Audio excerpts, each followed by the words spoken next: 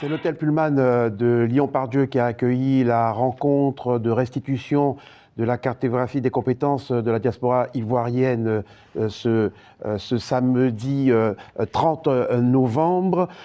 Beaucoup d'Ivoiriens présents à l'invitation principalement du consulat général de Côte d'Ivoire à Lyon, puisque l'ambassadeur Lambert Ezoa Aka, en accueillant les invités, a déclaré que la diaspora représente un vivier, un véritable potentiel, mais il faut reconnaître que cela n'est pas suffisant. Il a espéré que l'expertise de cette diaspora permette de créer des ponts entre la France et nous qui vivons à l'étranger. Il a beaucoup insisté là-dessus. Il a souhaité que les travaux soient fructueux à l'occasion de cette rencontre.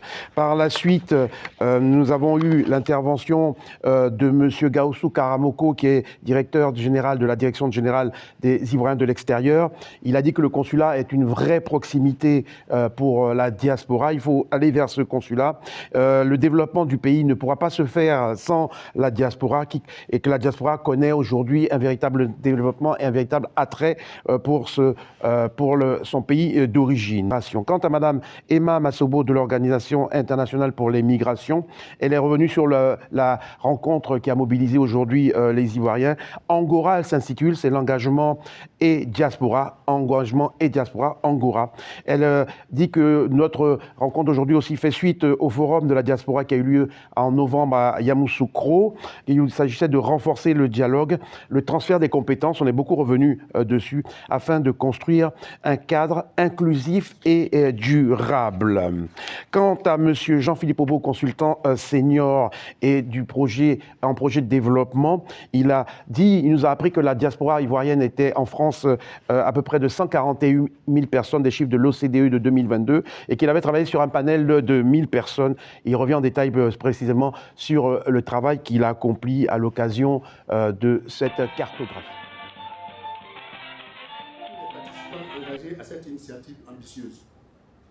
Le projet Angora incarne une vision fondamentale pour le développement de notre pays, celle d'un engagement accru et stratégique de la diaspora ivoirienne.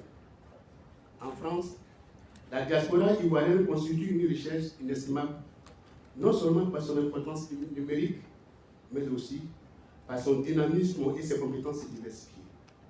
Pourtant, il est impératif de reconnaître que ce potentiel reste encore insuffisamment mobilisé. C'est tout l'enjeu de ce projet qui bénéficie du soutien du Fonds pour le développement de l'UIM et qui s'inscrit dans une dynamique partenariale entre institutions ivoiriennes et internationales.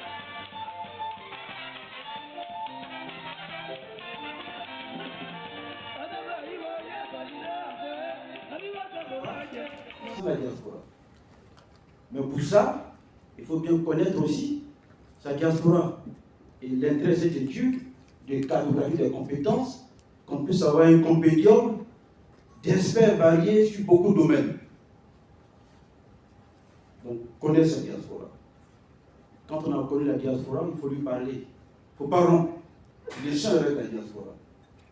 Fort heureusement, il y a quelques jours, on a eu le forum de la diaspora à Lyon, puis Sima Yamoussoukro, où la diaspora dit deux choses que je me permets de relever ici, sur lesquelles nous, en tant qu'institution, doit pouvoir travailler.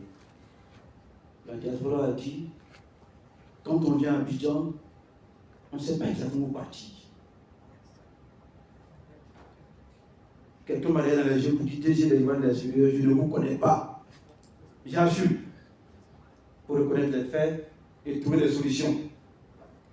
Donc, c'est important que quand la diaspora arrive à Abidjan ou en Côte d'Ivoire, qu'elle sache exactement où partir. Ça a été le premier élément. Autrement dit, avoir une référence ou un référent institutionnel. Et depuis 2012, cette direction générale des Ivoiriens de l'extérieur existe. Elle existe pour les Ivoiriens de l'extérieur. C'est leur maison.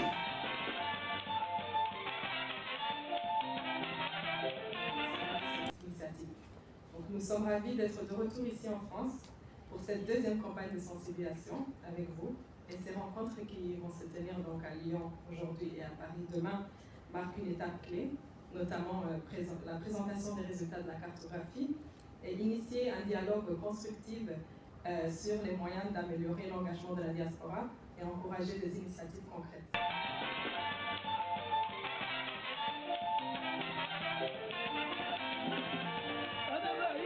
C'est intéressant parce qu'on voit, comme on le voit aujourd'hui avec les personnes présentes, quand même, on a une diaspora assez engagée, contrairement à ce qu'on peut croire. Donc les études, on a interrogé plus de 1013 personnes qui ont répondu à ce sondage des Ivoiriens de la diaspora et qui montrent quand même qu'il y a pas mal d'Ivoiriens de la diaspora qui investissent déjà en Côte d'Ivoire. Et plus de 50% par exemple de la diaspora prévoient d'investir, ils n'ont pas d'investissement mais prévoient d'investir, donc ça c'est une donnée. Il y a plusieurs données qui sont sorties, notamment sur cette diaspora qualifiée aussi, le fait que dans cette diaspora on a quand même une variété de métiers. On a des métiers comme l'informatique, on a des métiers sur la gestion de projet, c'est assez varié, on ne peut pas dire qu'il y a une grosse dominante, donc ça montre quand même une diaspora assez qualifiée et assez variée qui est intéressante pour les pays.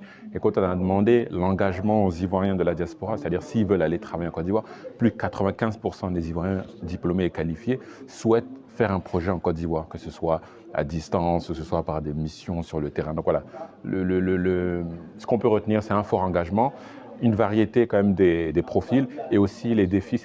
On a demandé les défis dans ce sondage-là et on a eu 3 gros défis. Le premier, c'est l'information. Beaucoup de personnes de la diaspora disent qu'ils n'ont pas assez d'informations sur ce qui se passe, sur les recrutements, sur les dispositifs. Le deuxièmement, c'est un accompagnement un peu plus fort quand les gens rentrent au pays, notamment en termes de commodité, d'administratif et aussi sécuriser les investissements, avoir peut-être des fonds de garantie ou des possibilités de prêt, même en étant de la diaspora. Voilà à peu près, grosso modo, l'étude qu'on peut présenter là comme ça. Et la suite? Et là, la suite, c'est que là, on fait cet événement aujourd'hui, donc c'était l'objet de l'événement, c'était d'avoir aujourd'hui assez de personnes de la diaspora pour leur présenter les possibilités de recrutement de missions qui arrivent. C'est-à-dire que là, il y a 6 professionnels de la diaspora qui seront recrutés, 3 femmes, 3 hommes, pour des missions temporaires en Côte d'Ivoire. Et donc l'idée, voilà, c'était de présenter un petit peu comment ça va se passer le processus de recrutement et quels profils sont demandés et aussi quels sont les processus par la suite, parce qu'il y aura plus que 6 personnes qui seront recrutées, il y a pas mal de professeurs qui sont recherchés, voilà. C'est assez varié dans la santé, dans l'informatique, pour l'accompagnement de la jeunesse en Côte d'Ivoire. Voilà, c'est un petit peu près l'objet de